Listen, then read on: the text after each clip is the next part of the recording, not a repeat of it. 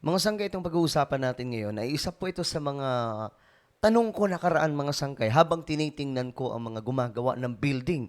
No? At kung ano itong mga sangkay, yan po ang ating aalamin pag-uusapan ngayon.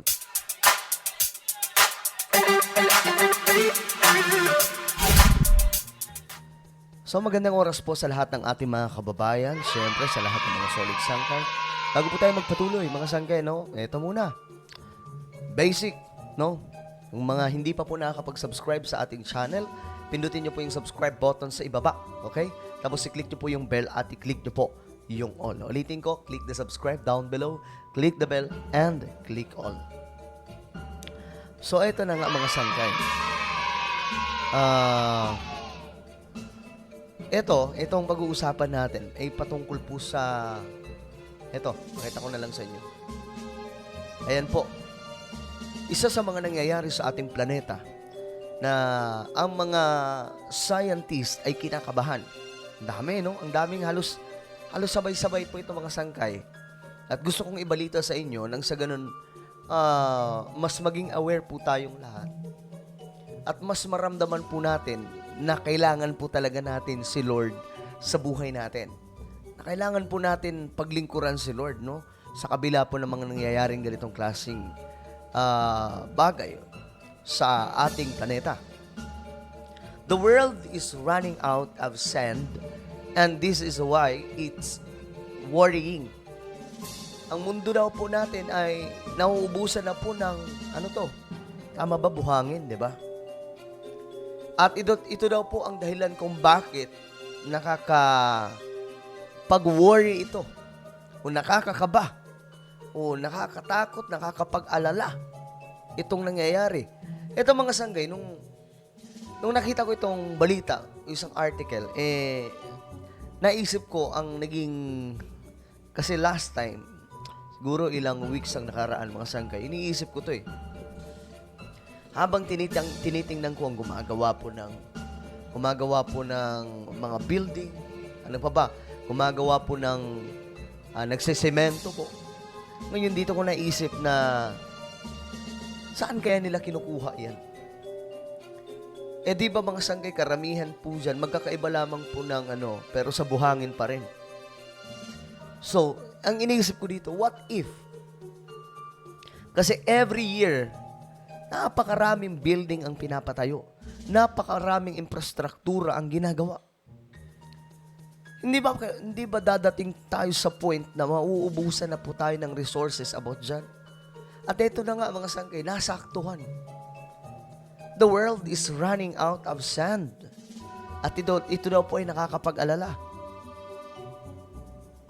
Ngayon ito, the second most exploited natural resource. O ayan. Itong mga building daw po ay made of sand. Ayan po. Sand is the most important component for making concrete.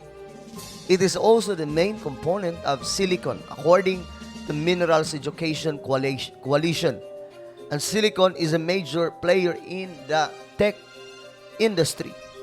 Moreover, glass is sand. Grabe, no? Pati itong glass.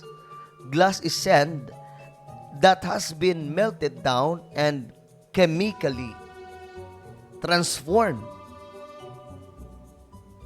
So, mga sanggay, kung titingnan nyo to mga building, akalain mo na parang lang, no, mga bakal. Pero, ayon po dito, galing daw po ito sa mga buhangin na may mga component na po para maging concrete po siya.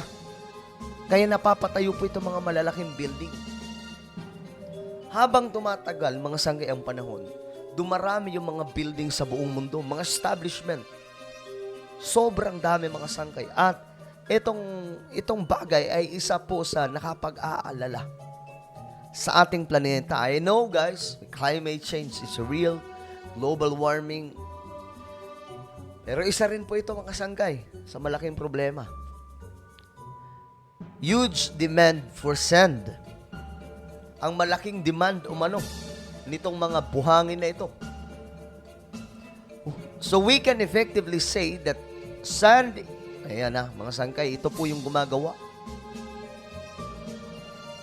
sa mga malalaking infrastruktura sa ating mga syudad. Sand is in our cities, homes, and even in our pockets. And as a result of huge demand, we have started to strip. Grabe. Ito, ang dami pong nagagawa na ito mga sangkay, di ba?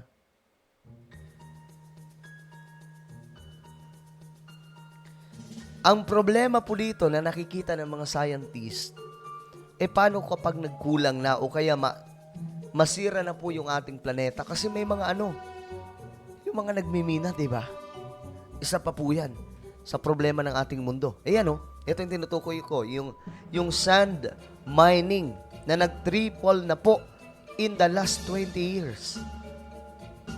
Sa pagdaan ng 20 years, mga sangkay, triple na umano itong nagagawa ng sand mining, pagmimina. Sand mining has tripled in the past 2 decades with demand of reaching 50 billion tons a year in 2019 according to the latest report from the UN Environment Program. This is one of the biggest problem in our planet. So tama talaga ang sinasabi ng Biblia, no? Darating po talaga kasi itong mundo natin, hindi na po ito perpekto, hindi tulad dati. After po nang nagkasala po si Adam and Eve, ang dating perpekto na nilikha ng ating Panginoon na planeta, which is ito yun, na kung saan nandito pa nga po nun, ang Garden of Eden, ay hindi na po naging perfect. Hindi na po naging maayos. Nagkaroon na po ng mga depekto. Kasama po ang tao doon. Damay po lahat ng creation ng ating Panginoon. So, ang tao, nung nagkasala, mga sangkay, si Adam and Eve, naging hindi na po perpekto. Sabi pa nga ng mga komentary ng iba mga sangkay, noon daw possible ang mga tao, like Adam and Eve, ay nakakalipad, nakakausap ang mga hayop, nakakalangoy sa tubig ng matagal. Ganun po ka-perfect noon ang nilikha ng Diyos. Pero mga sangkay, nagbago ang lahat nung sinuway ng tao ang utos ng Panginoon.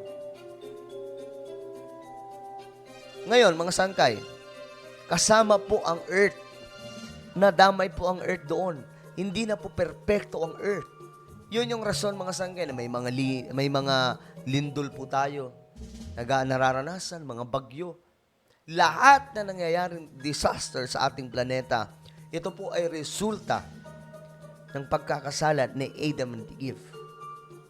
O, diba? At least kayo, may knowledge na po ang bawat sa atin. Ito, mga concrete, diba? Yung mga ginagawa pong, pang building. Dito din po nanggaling sa ito, extraction of sand is unregulated in many countries. Yung mga mga sangkay, yung mga buhangin, kahit sa amin, merong ganito. Tinatanggal po, pang semento. May mga buhangin ganun, mga sangkay. So, this is one of many problem na kailangan po talaga natin malaman at kailangan po natin paghandaan kung ano man ang mga darating pa sa mga susunod na panahon. Ito, sand exploitation increases flooding risk. So, hindi po alam natin yan, mga sangkay, na itong pagtanggal ng mga buhangin na ito, diba, ito pala ay ito pala ay nagdudulot ng mga pagbaha. Diba? Ito, keeping sand in rivers helps combat climate change.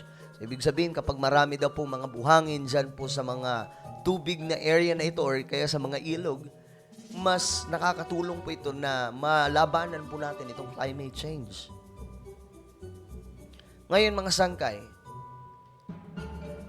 kaya ko po binavlog ito, pinapakita ko po sa inyo for us to understand na hindi po safe na talaga ang ating planeta. That is why we need Jesus. We need God. We need our Savior. Kasi hindi na po ligtas ang planeta. At lahat ng yan nakasulat po sa Biblia. Diba? So ano po ang inyong komento tungkol po sa matindi o malalim po na usapin tungkol po dito sa mga buhangin na sinasabi na nauubos na? I-comment nyo po sa ibaba ang inyong mga opinion. And now, syempre, bago po tayo maghiwa-hiwalay, no? Saan na ba yun? Di yan. Ayun. Bago po tayo maghiwa-hiwalay, subscribe nyo po itong isa kong YouTube channel, Sangkay Revelation. Hanapin nyo lamang po ito sa YouTube at kapag nakita nyo na click the subscribe, click the bell and click all. So ako na po ay magpapaalam hanggang sa muli. This is me, Sangkay Janjan. Palagi nyo po tatandaan that Jesus loves you. God bless everyone.